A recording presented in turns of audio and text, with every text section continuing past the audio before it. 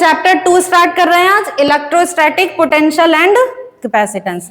तो ये potential word देखो तुमने कहाँ सुना होगा, 10th में सुना होगा। वैसे तो electric potential, potential difference electricity chapter में पढ़ा था। अगर वो भी याद नहीं आ रहा है तो पीटीएम में सुना होगा। टीचर्स बोलते हैं ना कि बच्चे में पोटेंशियल तो है लेकिन अभी वो मेहनत कर नहीं रहा, काम नहीं करना चाहता, मींस उसमें कुछ एनर्जी स्टोर्ड है।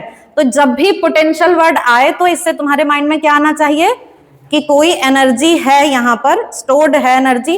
और एनर्जी आती कहाँ से है? वर्क से। वर्क किया जाता है तभी तो एनर्जी स्टोर्ड होती है। एनर्जी की define ability to do work पढ़ी है। अब इसको एक दूसरे एग्जांपल से देखो। जैसे ये बुक यहां पर है तो कुछ इसमें एनर्जी है। कौन सी एनर्जी है?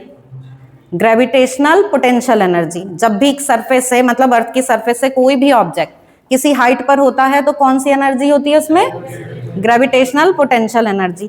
अब अगर इस बुक को यहां ले जाया जाए तो बताओ एनर्जी ज्यादा होगी या कम? बढ़ेगी या घटेगी? बढ़ेगी, क्योंकि हाइट बढ़ रही है। मींस हाइट बढ़ने से क्या हो रहा है? एनर्जी स्टोर्ड बढ़ जा रही है। ठीक है, बिल्कुल ऐसे ही इलेक्ट्रोस्टैटिक में होता है कि किसी चार्ज के पास में कोई चार्ज जब लाया जाता है तो कुछ वर्क किया जाता है। जैसे इसको यहां से ऊपर ले जाने में पहले कुछ वर्क किया गया, वही वर्क इसकी एनर्जी को इंक्रीज कर रहा है। मतलब जब वर्क करोगे तभी किसी में कुछ एनर्जी स्टोर होगी। जितनी चाबी भरते हैं खिलौने में उतनी ज्यादा उसमें एनर्जी स्टोर हो जाती है। चाबी वाले खिलौने से खेल रहे हो कभी? नहीं, कि जितनी उसकी चाबी को रोटेट करोगे तो क्या कर रहे हो? पहले वर्क कर रहे हो और वर्क करके उसमें एक तरह से एनर्जी स्टोर कर दे रहे हो। तो अब आ जाओ वापस टॉपिक पर, इलेक्ट्रोस्टैटिक पोटेंशियल। तो इलेक्ट्रोस्टैटिक पोटेंशियल को ऐसे समझो कि हमारे पास कोई चार्ज है, मान लेते हैं कि ये Q पॉजिटिव चार्ज है।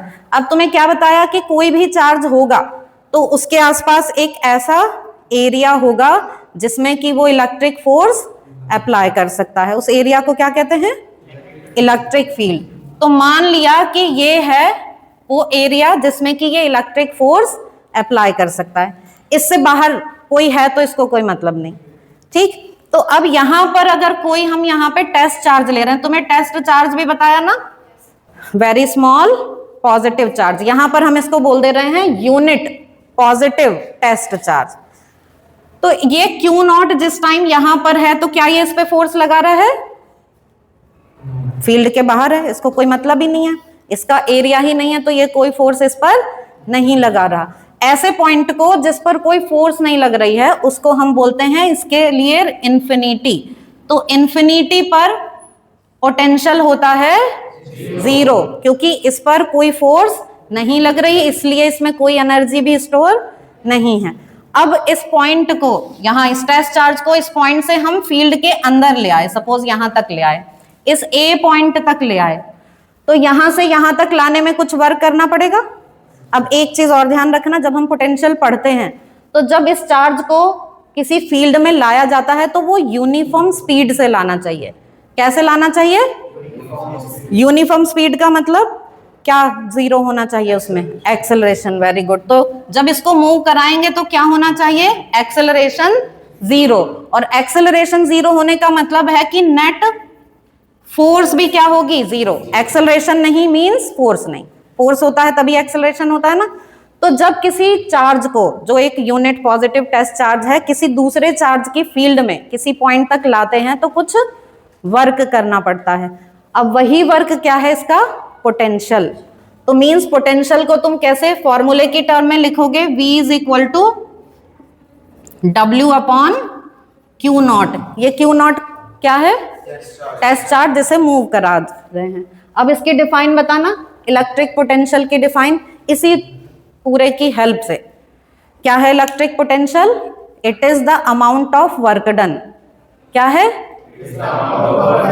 in bringing a unit positive test charge from infinity to a point in the field of any other charge। और कैसे लाया जा रहा है ये? with 0 acceleration। क्लियर हो गई ये चीज? इलेक्ट्रोस्टैटिक पोटेंशियल क्या है? जब किसी यूनिट पॉजिटिव टेस्ट चार्ज को किसी दूसरे चार्ज की फील्ड में यूनिफॉर्म वेलोसिटी से लाया जाता है, तो जो वर्क करना पड़ता है वही क्या होता है, इलेक्ट्रोस्टैटिक पोटेंशियल। तो अब यहां पर देखो कहां से कहां तक लाए हैं इसको, इन्फिनिटी से ए तक लाए हैं, तो इन्फिनिटी टू ए लाया जा रहा है इसमें। और ये पोटेंशियल जो है इसको फिर हम ऐसे लिखेंगे ए से इन्फिनिटी, तो हम v इन्फिनिटी, और यहां इन्फिनिटी से ए तक ला रहे हैं तो क्या लिखें यहां पर a, तो इसको लिखेंगे V A minus V infinity equal to W upon Q nought. तो इसको सिंपली क्या बोल देते हैं, v is equal to W upon Q. तो एक है ये सोर्स चार्ज, इस सोर्स चार्ज की फील्ड है, इस फील्ड में किसी दूसरे चार्ज को लाया गया है, तो अगर हम इसे कैपिटल क्यू लिखते हैं तो इसको हम स्मॉल लेटर क्यू में लिख देते हैं। तो यहां पर आ जाएगा जिस चार्ज को लाया गया, क्योंकि हम क्या डिफाइन कर रहे हैं, पोटेंशियल, और ये किसके इक्वल है, work done per unit charge. अब ये सबसे छोटी डिफाइन हो गई फॉर्मूले की हेल्प से, क्या है पोटेंशियल की define, work done per unit charge. Unit charge को लाने में जितना वर्क किया जाए वही उसमें पोटेंशियल बन के स्टोर हो जाता है। हाँ क्या, ए पॉइंट पे पहले से ही प्रेजेंट होता तब क्या होता, ए पॉइंट पर अगर पहले से ही प्रेजेंट होता तो अब लिखो नेक्स्ट पोटेंशियल डिफरेंस।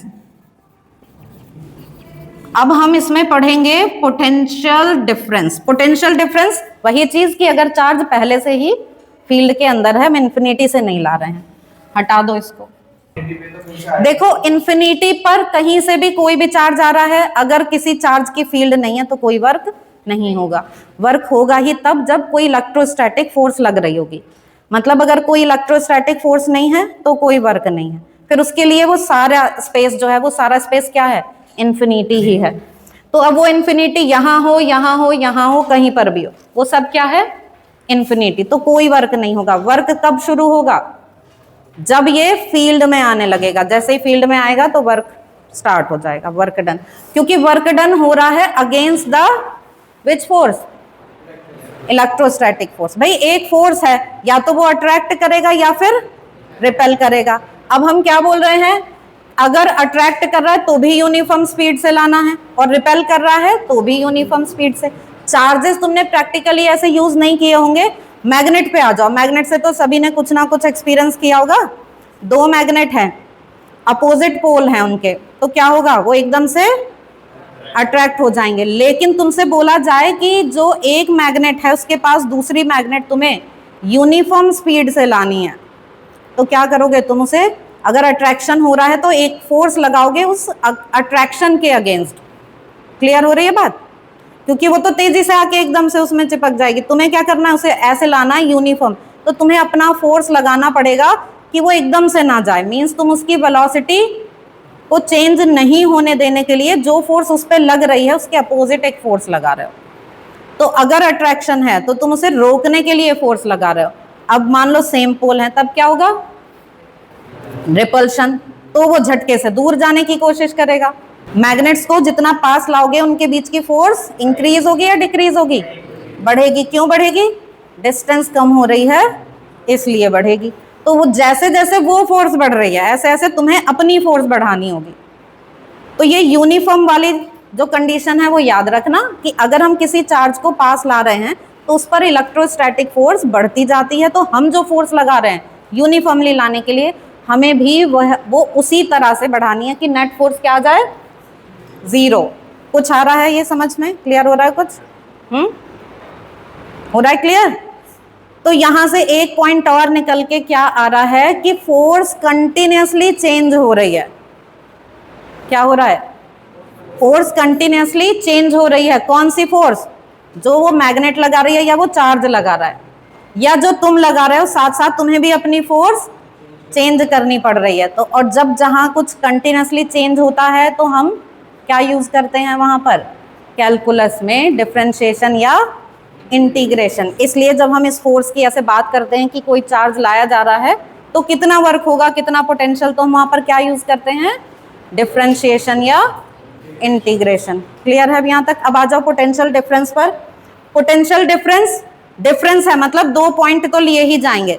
तो मान लो कि एक चार्ज पहले से ही यहाँ पर है फील्ड के अंदर, ए पॉइंट पर है, इसका पोटेंशियल वी ए हो गया, ठीक है।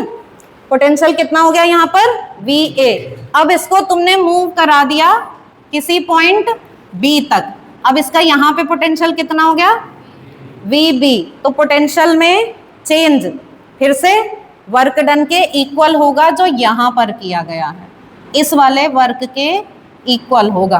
तो फिर से क्या आ गया, change in potential is equal to work done upon, ये जिस भी चार्ज को ले जाया जा रहा है, सपोज ये टेस्ट चार्ज है, तो जिस चार्ज को मूव करा रहे हैं उसको मूव कराने में जितना वर्क किया गया। अब बताओ कौन बताएगा ये पोटेंशियल डिफरेंस की define, is equal to amount of work done in moving a unit positive test charge from one point to another in the field of any other charge, और कंडीशन क्या है फिर वही, with uniform speed।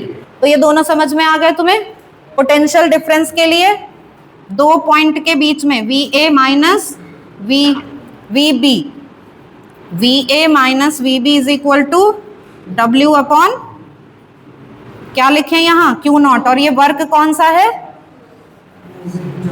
ए से B तक जाने में, तो यहाँ पर ए से बी तक जा रहे हैं तो इसको लिख दो final potential minus initial potential. Potential की यूनिट वोल्ट, क्या यूनिट है, वोल्ट या फिर जूल पर कूलम। तो इसकी यूनिट क्या हो गई, एसआई यूनिट, ये हो गई वोल्ट, और इसको हम क्या लिख सकते हैं, जूल पर कूलम। कैसी क्वांटिटी है, स्केलर या वेक्टर, कैसी क्वांटिटी है ये, स्केलर क्वांटिटी है ये, it is scalar quantity. Please like, share and subscribe. Thank you. Thanks for watching. All the very best.